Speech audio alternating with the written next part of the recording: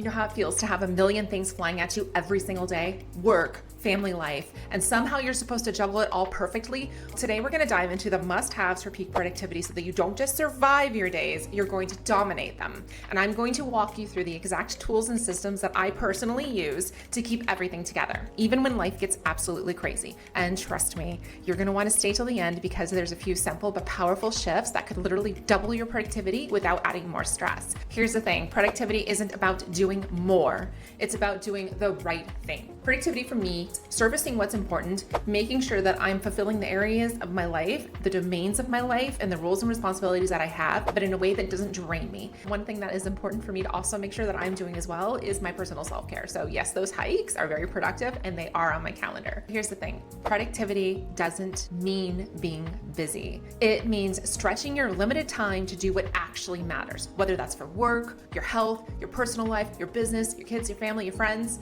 whatever it is that you've prioritized, your relationships, or even your goals. Productivity is doing the right thing. And with so much going on in our lives and the different domains that we have that we all manage, it's really critical that we have a system to gather, prioritize, plan, and execute on all of the things that we do. So you're not just busy, you're actually making progress and you're focusing on the key needle movers to make sure things get done. Life gets busy and those demands come from all those places. So when you're dealing with stuff, it's not just, oh, here's one task or two tasks or three tasks. No, you're gonna get 50 or 60 or 70 or 80, 100 tasks, and it's all across those different domains. So let's figure out how to prioritize those so that they stay important. With all of the stuff coming in from all of these different domains, we need a system to gather, prioritize, plan, and actually execute. Not just stay busy, but really focus and making the needles move. When I finally put the right tools and systems in place, my productivity didn't get better, it's actually felt manageable again. I have to be honest with you, my life is insanity. I have so many different domains that I'm covering. There's a lot of stuff that's going on in your life too.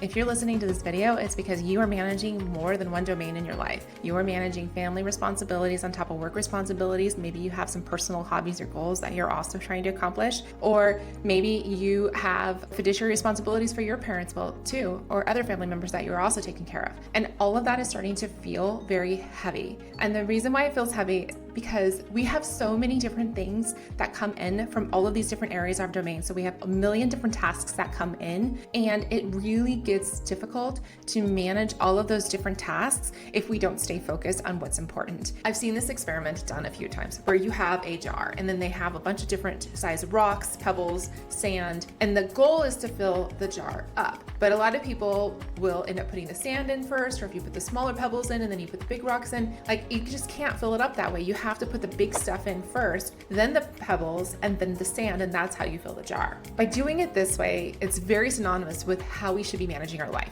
We want to make sure that we're focusing on the big important stuff, so those big rocks, that's all like little pebbles, and then we would fill it up with the rest of the stuff, your emails, your Slack, your, I don't know, TV, whatever it is that you have, and that's the sand, and you'd fill that back up. We have to make sure that we are focusing on getting those big rocks done. Those priorities are what is going to help us achieve our goals, achieve our outcomes, achieve whatever projects it is that we have set. And so that's why productivity is so important. The systems I'm teaching you today are gonna help you manage all of these tasks that are coming in from all of these domains in a way that's gonna help you feel confident and in control of your days and understand where you're at now, where you wanna be, and how you're gonna get there. Just like organizing your bedroom, the kids' room, the pantry, or any other area of your life. And the same holds for tasks too. If you have tons of different tasks and they are scattered through 4 different to-do apps, plus a project management software and your email and every other location you can possibly think of, including text messages, it is really difficult to stand back and see the entire picture. The first step for us in getting organized and working through this system is gathering everything in one place that you can actually see what's going on. I would suggest doing a project management software and a to-do list. In some cases, you can actually just do project management software. I am actually switching to that right now, where all of my personal tasks just go onto a personal board in my project management software. So that way I'm looking at everything across all the different domains and I can hit what the priorities are for each domain. I use Notion and Asana. But Asana is my love right now for project manager. I feel like Notion has really got a lot of opportunity for being everything, and it absolutely can be leveraged as project management software. But the challenge that I have found with Notion personally is that I tend to rabbit hole with it. And so sometimes I lose a sense of what the actual project goal was and the outcomes and where things are, because there's so many ways to feed information into Notion that I can get a little bit lost. So for me, I personally use Notion as my second brain to track all of my my notes, all of my ideas, and then I do put my tasks in Notion, but I have it synced so that my tasks will automatically populate in my Asana board, where Asana is currently managing all of the tasks that I have to do. A to-do list is also a good idea too. If for all of those random to-dos, you have a choice. Like I said, you can do what I do, which is in Asana personal board, where you just dump all of those personal to-do tasks or those random thoughts that come to you. The reason why I love Asana is I can easily also email myself tasks directly to my project board so that I know everything that needs to be done, no matter how it came into me, whether it was through a text message, whether it was through email. All of that can just get put onto my personal task board. The other thing that I've recently done, and I don't know how well it's gonna go, so we'll see, is I set up a form for my son to fill out. So when he has all of these random asks for me, hey mom, can you take me to Bookman's on Saturday? Or hey mom, can we look at this Amazon thing together that I wanna buy? I have a little form now that I've enabled for him so that he can just directly put any requests he has of me outside of things that we would put in our ordinary ecosystem, like a calendar invite. If he has any other requests for me, he can just dump it into the form to make sure that it's on my list to manage and handle as well. If you don't want to use project management software to manage all of those little personal tasks, then I would consider adding a to-do list system. And a to-do list can be your native app, whether it's like a Google Tasks or whether it's the Reminders app in Apple, or if you want to get like Todoist, which is an actual third-party app and one that I've really enjoyed as well. That is also a really good place to just accumulate all of these little to-dos and tasks. Ideally, if you can get something that you can email and have it send that task to the task software, that's going to save you a lot of time too. That way, as you're going through your emails, you can just fly by, forward it to the task, mark it as done on your box, and it's not glaring at you for 4 weeks later. And one caveat here too, I am a paper and digital person. Sometimes I actually find that I have to write things down because for whatever reason in my mind, if it's not written down, it like goes to the void. And in the void, I tend to forget what happens. So I will peruse all of my digital task lists, but then the top priority ones for me, I do write down in a paper system. If you find digital doesn't work for you, then it's okay to track all of your tasks in a paper system too. Just make sure you have the ability to bring that notebook everywhere that you go, whether it's a planner or a little tiny notebook. But you want to be able to keep everything in one location, ideally, and something that you can easily reference quickly, which is why, again, digital tends to have a lot more power in this area than paper. We went through and we tried to organize our pantry. We pulled everything out to see what was there. Just like when you're going through your pantry, you're going to want to get rid of the old food that's expired. You want to prioritize or bring forward to the front the food that you're actually going to eat, or maybe put the baking stuff that you don't need with every single meal in a different section. You're going to get organized here. Once we have our entire mess, the next step is to prioritize it. You're going to start looking at what you have and figure out what you're keeping and what you're not keeping. When we look at our tasks, we really want to be critical about what we're doing, because I feel like as humans, we are so good at saying we've got to do all the things and we expect ourselves to do all the things, and it's just not realistic. So one of the best ways to prioritize that I have found is the Eisenhower matrix. And this is just one example. There are multiple ways of doing this too, but the Eisenhower matrix kind of gives you a good way to train your brain in looking at these tasks. The idea is to go through each of your tasks and start identifying it. Is this important and is it urgent? And is it important but not urgent? Is it urgent and not important? Once you've gotten all of your quads down, the one that you really want to be focusing on is the important but not urgent, because those are usually the things that are looking to drive your goals. Due dates can also be a trigger of whether or not something's urgent or not urgent. Then that's how you would take the next step. You would look at all the things that you wanted to do, be realistic about what you want to get done for the week. And I would say to do that, look at your different domains in your life and what are the top projects for those domains or the top goals that you have. And then what are the top tasks that need to be done? And then those are the tasks that I would allocate onto the calendar. Another way to do it is to just block areas where you can just say, okay, this block of time, I'm going to focus on this domain, or this block of time, I'm going to focus on these particular tasks. So for example, I have work domain and then I have my business domain. And so I would look at my calendar and say I have meetings that fall within this area. Or if you have a standard 9-to-5 job, then that 9-to-5 block would be your work domain where you would work through those tasks. And then you would just figure out the block section where you'd want to work on the rest. So for example, maybe after work, you think, okay, the first couple hours, that's the block of time that I'm going to use to work on this area of my life. Sometimes doing it by domains is a little bit easier because it helps us to see like where our time is going overall.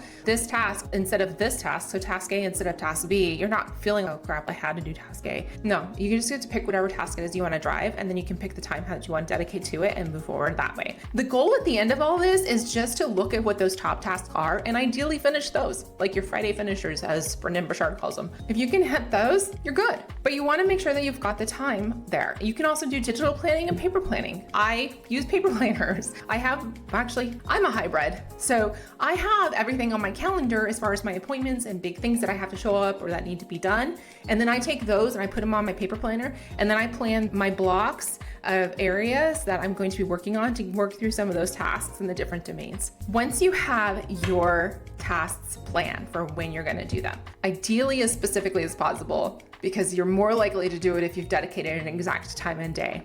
Here's one more thing to think about too. When you're planning, if you're not doing the block method where you're carving out like a high school schedule and putting like blocks of time to work on areas, or you're doing the actual time block at 10:30, I'm going to do X task. If you're not doing that and you're just planning out and you're thinking, okay, I'm just going to do it on the weekend, this is not going to get you where you want to be. You are more likely to execute if you actually plan a specific date and time to do something. So you can plan that day and pick your tasks. You can plan it a week ahead, whatever works for you. The goal is to make sure that you carve out time to work on these dedicated tasks that you have allocated. So we have gathered all of the tasks, right? We've gathered all of, and we have organized them so that they're all in their spots to figure out what it is we need to focus on. And we've planned it. But here's where people tend to fall off, and that isn't actually doing through the execution. A multitude of different things that's causing you not to execute, with procrastination being one of them, and that needs to be an entirely different email. All right,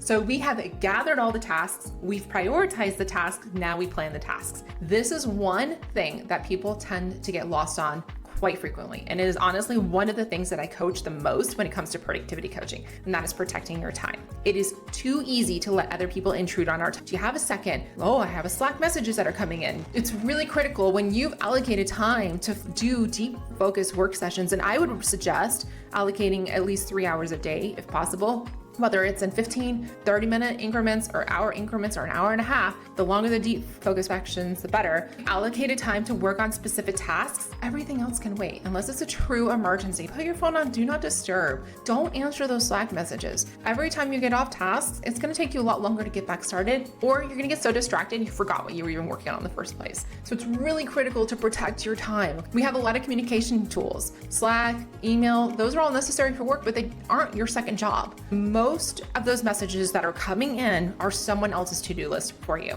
And that's great. Give me all the to-dos that I need to be doing. But let me put those to-dos back into the list where I'm gathering everything, and then it'll get reprioritized along with everything else when I do my prioritization, and then I'm going to plan time for it. Just because someone is asking you to jump right now does not usually mean that you need to jump right now. In most cases, people will absolutely respond well if you say, I'm sorry, I can't get to that right now, or hey, would it be okay if I got this to you by XYZ date or time? And that's going to help. But the best thing you can do is just don't open the Slack, don't open the email, don't open the text messages, don't open Facebook or anything else. Stay focused on the tasks that you have set at hand and just work through that. Protect your time. That's the most important thing you can do to help you execute. And then the next important thing, obviously, which we have to do, is execute. We got to do the thing, whether or not we really want to do the thing, but we've got to do the thing, right? So there are some tactics that you can leverage to help you do the thing really well. Some quick tips to overcome procrastination. Timer for 5 minutes, just get started, and then work through those 5 minutes. I am very human, and there are things that I have to do that, quite frankly, I don't want to do. So set a timer for 5 minutes. I do it for 5 minutes. I've got 5 minutes to just start it. At the end of 5 minutes, if I'm stuck, I'm not feeling it, whatever it is, then I'm going to give myself a break, 5-minute break, 10-minute break, and come back and start for another 5 minutes. I have found that by the time that timer goes off, I'm already into the project. I'm diving deep. I'm going at it. I'm typing away. My brain is clicking and connecting. So that is one of the really powerful tricks that I have found to just get over that start inertia. You just need that push, and forcing yourself through that push, you're going to find the rest of it's going to flow easier, because our brain does not like open loops. And when you start a project, it typically wants to finish that project. So start that timer and get that push. Another method that I love is listening to binaural beats. My current favorite is Brain FM. I love it because you can select, I want motivation, I need deep focus, I need creativity work. And it has these beats that help your brain sync and connect at a level where you can focus on your work a little bit better. So I am not sponsored in any way by them right now, but feel free to check that out. It is one of the things that I absolutely love, and it does help hit me into the things that I need to be doing. One other strategy I want to share is really good if you have to write a document and you're stuck or you just don't want to write it, whatever it is. It sounds really bizarre, and I'm not gonna lie, I personally have done this, and then I've created a new copy to actually put the work into so people don't see the history. Sometimes you start off journaling. If I have a project that I really don't wanna write or I'm really stuck on, literally my first sentence might be, I really don't want to type this project about how to do XYZ, but I need to because it's due XYZ day, and I'll just start journaling it out. And by the time I've started thinking about it, now my brain goes acting, and then I find that by happenstance, I start actually adding in information that's relevant to the project, and then I start working on the project. I take the project pieces that are relevant, copy and put those into another project, delete the original because no one needs to see my journaling, and then I've got the project started. Okay,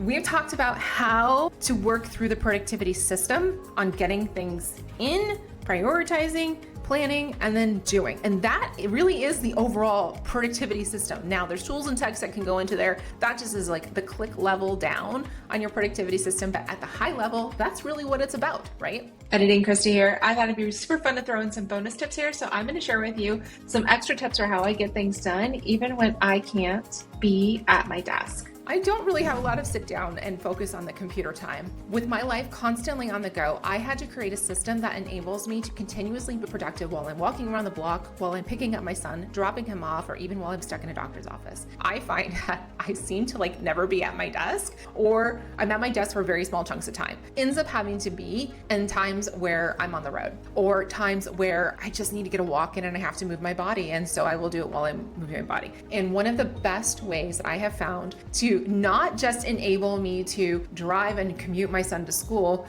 but without touching my phone, without looking at anything, and still staying focused on the drive, be able to end up creating documents later, this is what that trick is. So at high level, I'm just gonna tell it to you direct. We're gonna go from a voice recording to a transcript to whatever document it is we need to have published. So for me, that 40-minute or an hour commute suddenly becomes a 3-page document or a 1-page document or whatever it is I need it to be. It can also become multiple different content, which is what I'm currently leveraging this for the most. So this is what it looks like. I'm in the car and I have got to think through how I'm gonna talk about, I don't know, we talked about the Eisenhower matrix. Let's say I'm gonna do a video on that one. I've got to script this video for the Eisenhower matrix, but I also need to write a blog on it, and I also need to do my short post and all these things, right? So I have an hour in the car commuting my son to camp and from camp, or to school and from school. But I also need to drive and I need to pay attention to what is going on the road. So in the car, there are only 2 things I can do. I can drive,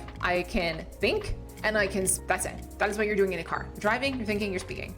Those are the limitations. And you listening technically too, if you're listening to something too. I will take those 30 minutes and I will talk through verbally using Otter AI, which is the app that I use to record my stuff because I found it the best. And I use it in my microphone. I have a microphone that connects to my phone because the voice on the Bluetooth doesn't connect very well. So put a microphone there, click Otter AI, start your drive. And while you're driving, just let it go. Just let it record everything. You can filter this out later, and I'm gonna show you how. As I'm driving, I'll talk to Otter AI about whatever it is I wanna talk about. So if it's the Eisenhower matrix, what are my thoughts on it? What are some of the questions I wanna think about it? All of that stuff. If you are open to it, VoicePal is another one. I just let that one record too. I will just talk through whatever it is that I'm thinking about, and I'll let it record. And then I have the transcript from my recording through these. Then I take those transcripts and I send them to ChatGPT.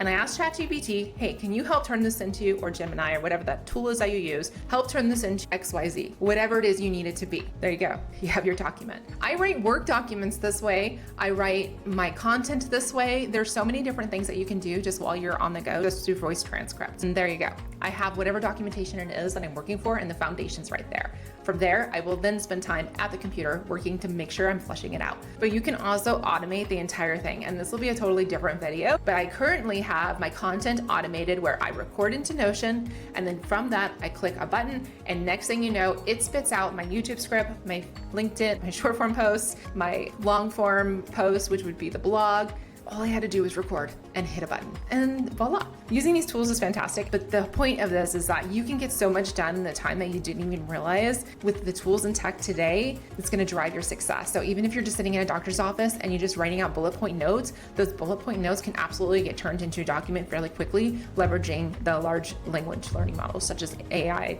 Here's another thing that I don't think a lot of people realize when it comes to documents. You can outsource, delegate the development of the document. So here's what it looks like.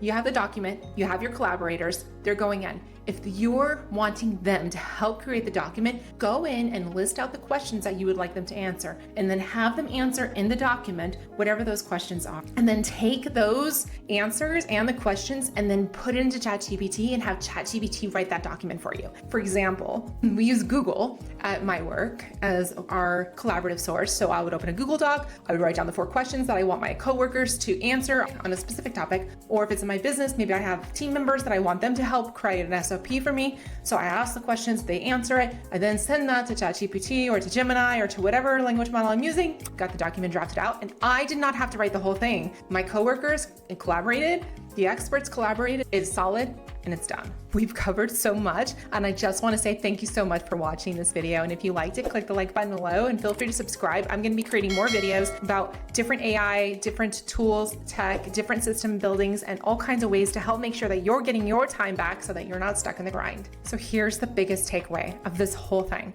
Getting productive isn't about stacking more things on your plate. It's about building a system that helps you protect your time, your energy, and your priorities. And I would love to see your comment below. What is your must-have for staying productive when life gets crazy?